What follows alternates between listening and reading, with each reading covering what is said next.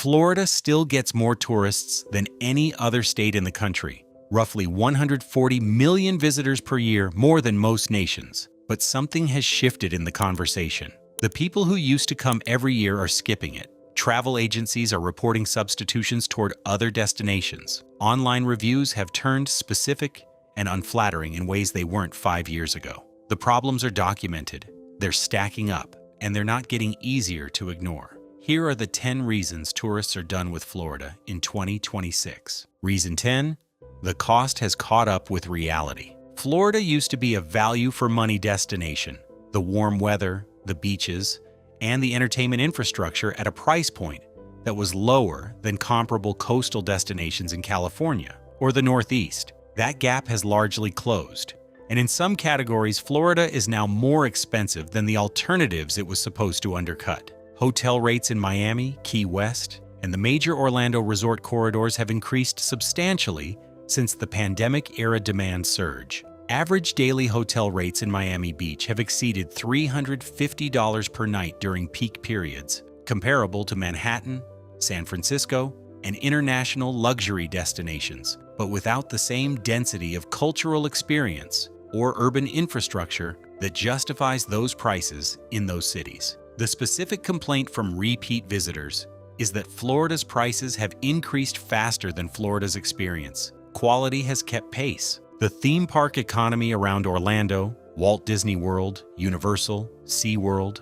Busch Gardens, Legoland, represents one of the most expensive entertainment corridors in the United States. A family of 4 spending 3 days at Walt Disney World, with standard admission, a mid-tier resort hotel, and on-site dining will spend $5,000 to $7,000 for those 3 days alone. The same family can go to Europe, the Caribbean, or multiple domestic destinations for comparable or lesser cost with a qualitatively different experience. The specific Florida price dynamic that frustrates tourists most: the cost of basic necessities, food, parking, beach access fees at state parks, resort fees at hotels, has increased steeply, while the infrastructure quality has not improved proportionally. A visitor paying $400 per night for a Miami Beach hotel is not receiving a $400 per night infrastructure experience in most of Florida's tourism corridors. The perception of poor value for price is documented in travel reviews and is cited consistently in surveys of tourists who have reduced or eliminated Florida from their travel plans. Reason 9: hurricane season is now a year-round planning problem. Florida has always had hurricane season.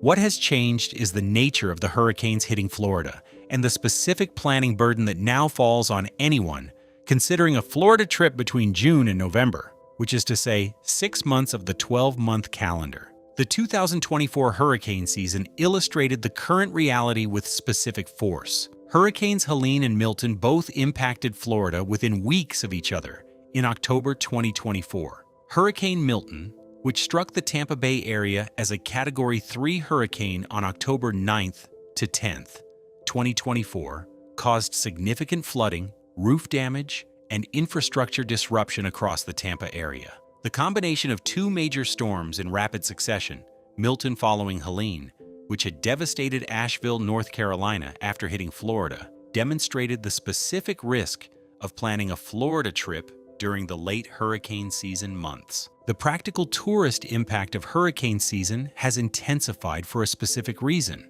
the rapid intensification problem. Climate science has documented that tropical storms and hurricanes are intensifying more rapidly in the warming Gulf of Mexico. A storm that is a Category 1 on Monday can be a Category 4 by Wednesday, giving less time for evacuation planning and less time for tourists to make informed decisions about their trips. Cancellation insurance has become a standard expense for any Florida trip between August and November, adding cost to an already expensive destination.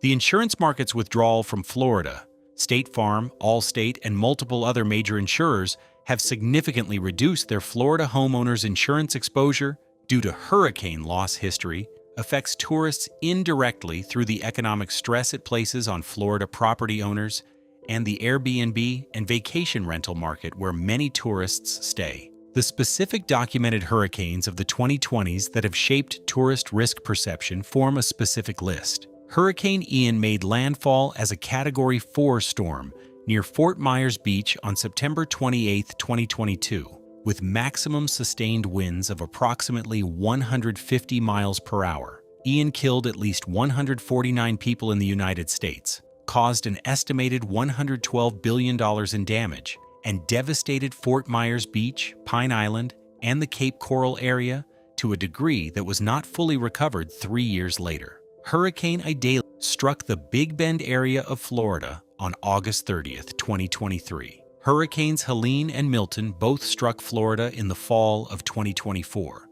with Milton making landfall near Siesta Key as a Category 3, producing storm surge flooding across the Tampa Bay area that insurance adjusters documented as among the most expensive single-event claims in the region's history. For a tourist making a Florida trip decision, the documented frequency of major hurricane strikes, 3 significant Florida hurricane impacts in 3 consecutive years between 2022 and 2024, produces a specific risk calculation.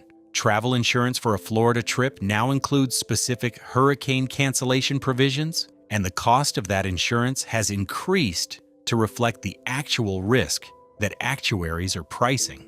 The "it won't happen during my trip" confidence that historically allowed tourists to discount hurricane risk has been eroded by the specific experience of watching it happen during other tourists' trips, documented in real time on social media. Reason 8.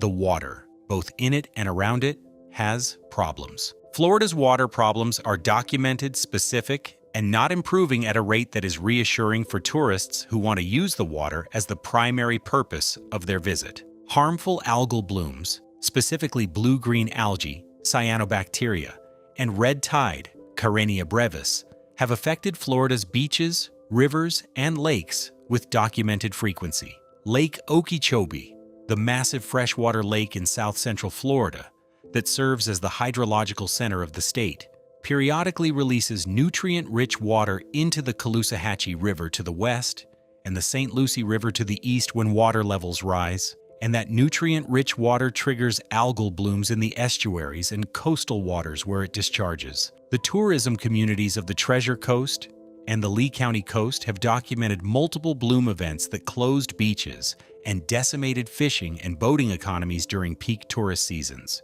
Red tide blooms along the Gulf Coast, generated by Karenia brevis algae in Gulf waters, have killed fish by the thousands, produced respiratory irritation in beachgoers. The airborne particles from the algae cause coughing, throat irritation, and respiratory distress, and closed beaches in Manatee, Sarasota, Lee, and Collier counties during documented bloom events. A tourist who plans a Gulf Coast beach vacation and arrives to find brown, dead fish-littered water and posted health warnings has had their Florida fantasy specifically dismantled. The springs of north-central Florida, Ichetuckney, Blue Springs, Silver Springs, and the network of clear water springs that are genuinely extraordinary, are experiencing documented water quality degradation from agricultural fertilizer runoff entering the Floridan aquifer.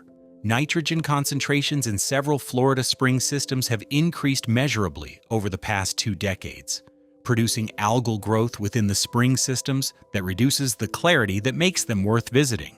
The scale of Florida's red tide problem deserves specific documentation beyond periodic beach closures. Karenia brevis produces brevetoxins, highly potent neurotoxins that in high concentrations kill fish by the millions, kill marine mammals, contaminate shellfish, making them unsafe to eat, and produce the aerosolized toxin that causes respiratory irritation in beachgoers. The Florida Fish and Wildlife Conservation Commission's Red Tide Monitoring Program tracks blooms continuously, and the blooms of 2017 to 2019 and subsequent years produced documented beach closures stretching from Pinellas County through Lee and Collier counties on the Gulf Coast for extended periods. In some years, months at a time, during peak tourist season. A tourist who arrives for a Gulf Coast beach vacation during an active red tide bloom does not simply experience reduced water quality. They experience dead fish on the beach, respiratory irritation requiring them to leave the beach after short periods, and the specific aesthetic devastation of what should be a beautiful Gulf Coast scene covered in fish kills. Travel insurance policies have begun including red tide clauses. This is not a fringe concern.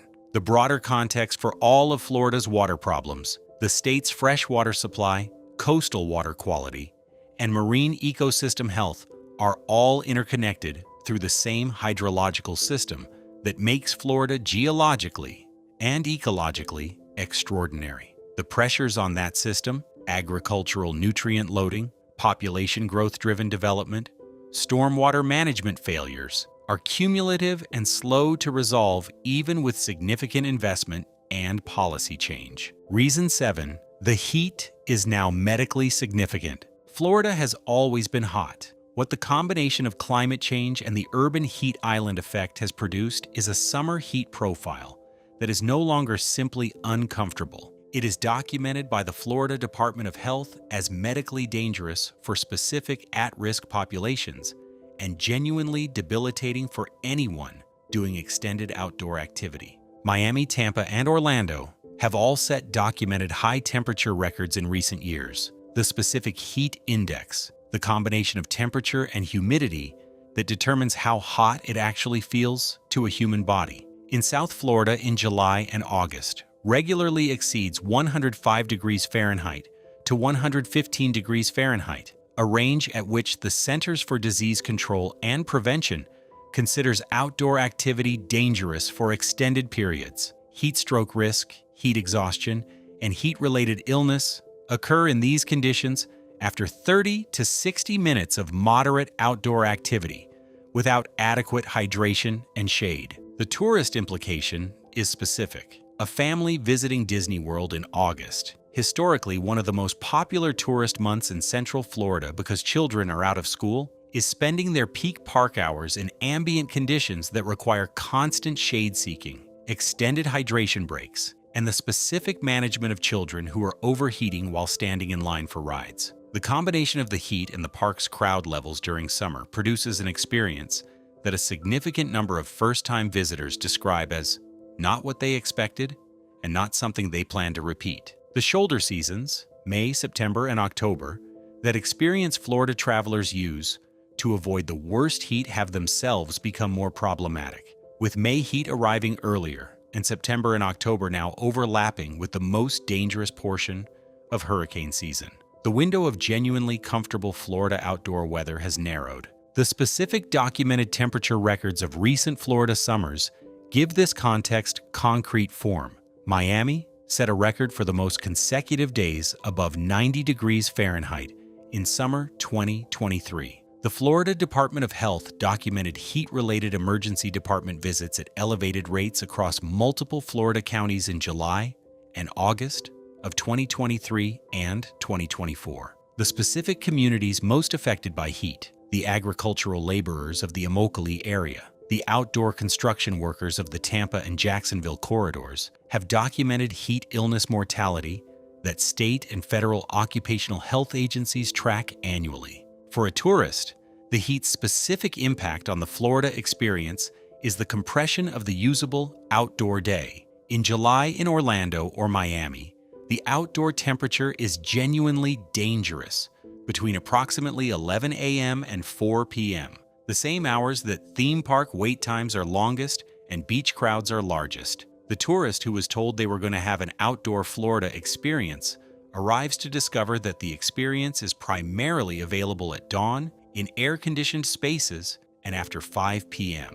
This is not a secret and is not hidden from anyone who researches their trip thoroughly. But the gap between the marketed expectation of warm weather outdoor Florida and the operational reality of dangerous summer heat is one of the more consistent sources of documented tourist disappointment in Florida reviews from visitors who came in summer for the first time. Reason 6. The political climate has become part of the tourist decision. Florida's political environment under Governor Ron DeSantis, who has governed since January 2019 and whose legislative agenda has produced national attention and national controversy, has become a documented factor in tourist decision-making for a specific segment of the visitor market. This is not a simple partisan breakdown, The specific policies that have produced tourist avoidance are documented in market research.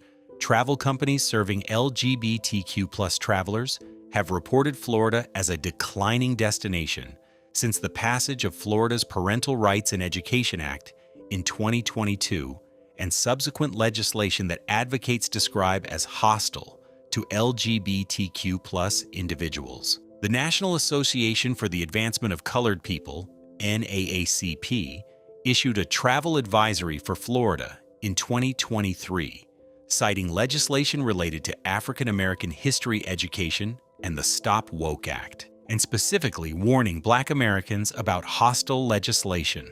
The League of United Latin American Citizens, LULAC, issued a similar advisory. Whether those advisories accurately represent the on-the-ground experience of visiting Florida is a separate question from whether they affect tourist behavior. The documented answer is, they do. Travel research surveys conducted after the advisories found that a measurable percentage of respondents in the demographic groups targeted by the advisories reported Florida as a destination they were actively avoiding or had removed from their travel plans. Florida's tourism industry, which is politically distinct from the state government that produces the legislation, has worked to maintain a welcoming public messaging to all visitors. The Visit Florida Tourism Board maintains marketing that explicitly emphasizes Florida's diversity and welcomes all travelers. The political and the marketing messages are in direct tension, and for a segment of tourists, the political message is louder. Reason 5. The insurance and property crisis is visible to tourists. Florida's property insurance crisis, the market failure that has produced dramatically elevated insurance costs, the withdrawal of major national insurers, and the growth of the state-backed Citizens Property Insurance Corporation as the insurer of last resort, is directly visible to tourists in ways that matter to their experience. Vacation rental properties, the Airbnb, VRBO, and independent vacation rental inventory that a large proportion of Florida tourists use instead of hotels are owned primarily by individual property owners whose insurance costs have increased dramatically. The average homeowner's insurance premium in Florida increased by approximately 42% between 2021 and 2023, driven by hurricane losses and the actuarial reassessment of Florida's risk profile. Property owners who are paying $10,000 to $15,000 per year for homeowners insurance on a vacation rental property are passing those costs to renters through higher nightly rates. The Airbnb market in Florida has also seen a specific phenomenon: properties being delisted as owners sell, rent to long-term tenants rather than short-term vacation renters, driven by Florida's relative stability in the rental market, or simply stop insuring the property at the level required to maintain a vacation rental operation. The inventory of available vacation rental properties in specific Florida markets has tightened even as prices have risen, producing the worst combination for tourists: fewer options at higher prices. The visible physical consequence of the insurance crisis for tourists: in hurricane-affected areas, the pace of post-storm rebuilding is slower when properties are underinsured or have experienced insurer non-renewal. Fort Myers Beach, which was devastated by Hurricane Ian in September 2022, was still in documented partial recovery as of 2025, with specific buildings and businesses that had not resumed operations 3 years after the storm. Reason 4. The springs and natural attractions are being loved to death. Florida's natural attractions, particularly the spring systems that produce the state's most distinctive and genuinely extraordinary outdoor experiences, are being degraded by the volume of visitation they are receiving and by the agricultural and development pressures on the aquifer system that feeds them. The freshwater springs of north-central Florida, Ichitucknee, Springs State Park, Blue Springs State Park, Silver Springs State Park, De Leon Springs, and dozens of others have been managing increasing visitation pressure for years. Ichitucknee Springs caps daily visitation during peak season, April through Labor Day, through a reservation system managed through Reserve America, specifically because the spring system cannot absorb unlimited visitation without degradation. The reservations fill months in advance. Tourists who plan a Florida spring visit without securing the reservation arrive to find the park at capacity. The documentation of spring water quality degradation is long-term and specific. The USGS and the Florida Springs Council have tracked nutrient loading in Florida spring systems for decades, producing a consistent record of increasing nitrogen concentrations driven by fertilizer runoff from agriculture in the spring recharge areas. Springs that were crystal clear decades ago now experience algal growth on what was previously clean limestone bottom. The specific recreational experience, the extraordinary water clarity that makes Florida springs genuinely unlike any other freshwater experience in North America, is being degraded slowly but measurably. The beach overcrowding issue is similarly documented. Clearwater Beach, Siesta Key, and St. Pete Beach, consistently ranked among the best beaches in the United States, experience summer crowd densities that rival urban beach experiences in New Jersey or Southern California, eliminating the specific relaxation quality that made them worth traveling to. Reason 3. The infrastructure hasn't kept up with growth. Florida added approximately 400,000 to 500,000 new residents per year at the peak of the post-pandemic migration surge, a population increase that has put documented strain on roads, utilities, water systems, and the civic infrastructure of communities that were not designed for this rate of growth. The I-4 corridor between Tampa and Daytona Beach, which passes through Orlando and serves as the primary highway connection for the most visited tourist region in the United States, is among the most congested highway corridors in America. The construction of the I-4 Ultimate Project, widening and reconstruction of the central I-4 corridor through Orlando, completed in 2022 after years of construction, improved capacity on that specific segment. The broader regional highway network, connecting the resort areas to the airports and to the residential communities where Orlando's tourism workforce lives,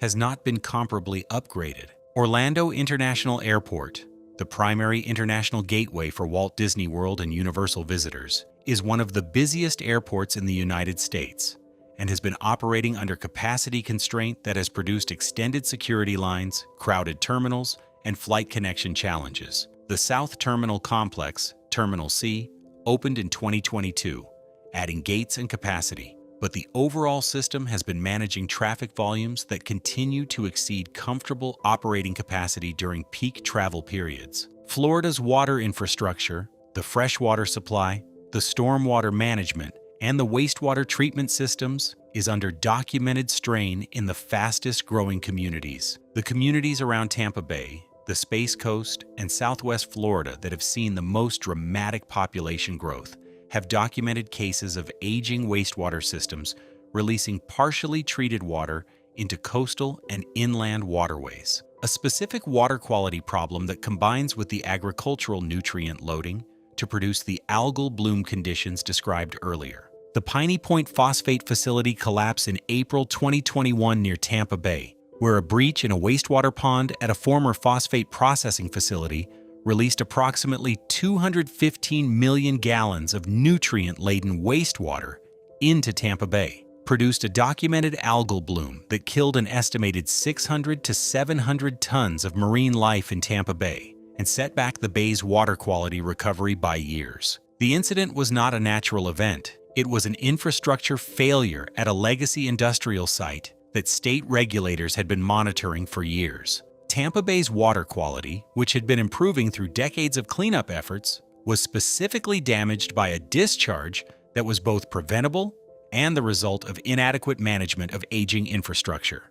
The road infrastructure situation is the daily tourist experience. Getting from Orlando International Airport to Walt Disney World, a distance of approximately 25 miles, can take 45 minutes on a good day and well over an hour during peak traffic periods, including the specific peak that coincides with the arrival of multiple international flights at OIA simultaneously. The lack of a high-speed rail connection between the airport and the resort corridor, and the reliance on personal vehicles, rideshare, and shuttle buses for the transportation of millions of annual visitors, produces a ground transportation experience that compares unfavorably to the airport-to-resort connectivity of comparable international tourism destinations. Brightline's Orlando extension, which began service to the new OIA station in September 2023, provides a rail connection from Orlando International Airport to Miami, but not to Walt Disney World, Universal, or the other resort destinations that represent the primary reason most visitors fly into OIA.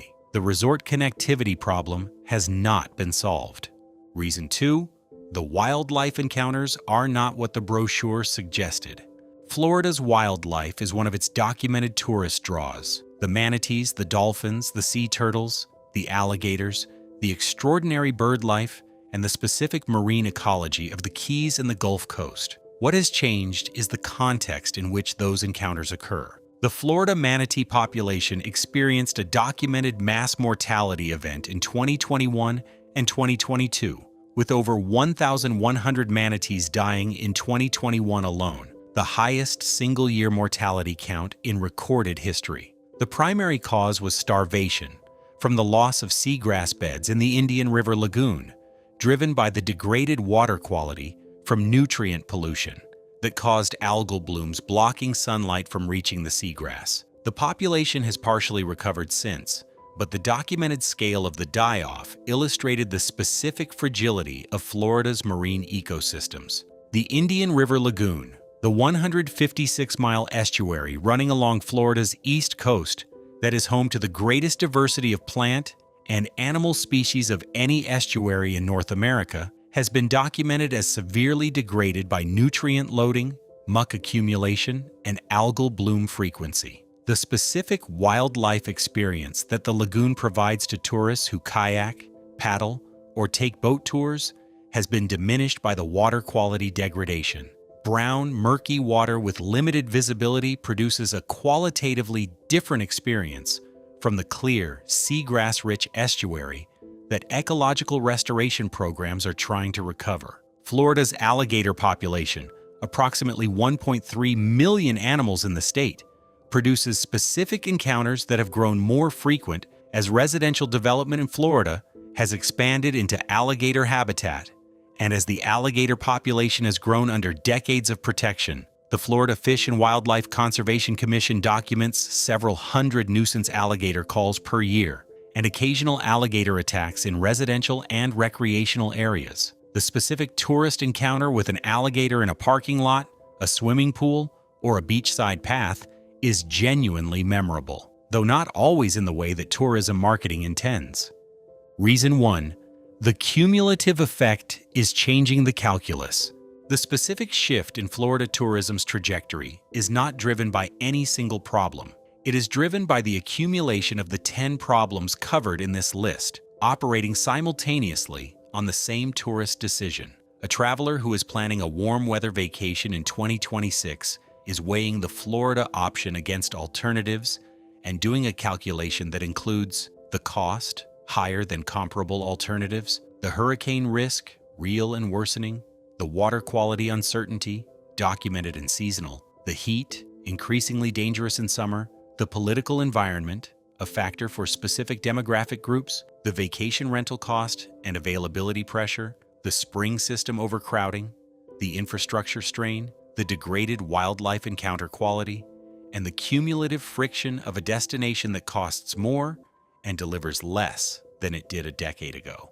No single element of that calculation is necessarily decisive, but the accumulation is. Florida's historic competitive advantage as a tourism destination was its combination of warm weather, water access, wildlife, theme parks, and price, a specific bundle of qualities that no other American state could replicate at comparable cost. Several of those elements have deteriorated, and the price has increased, while competing destinations, Mexico's Caribbean coast, the Gulf beaches of Alabama and Mississippi, domestic options including the Pacific Northwest, national park regions, and international destinations accessible on affordable airfare have remained competitive or improved. As Florida travel writer and outdoor journalist Craig Pittman, who has covered Florida's environment and tourism economy for decades, described the current moment, Florida's greatest problem right now is that it's becoming a victim of its own success. Everything that made it wonderful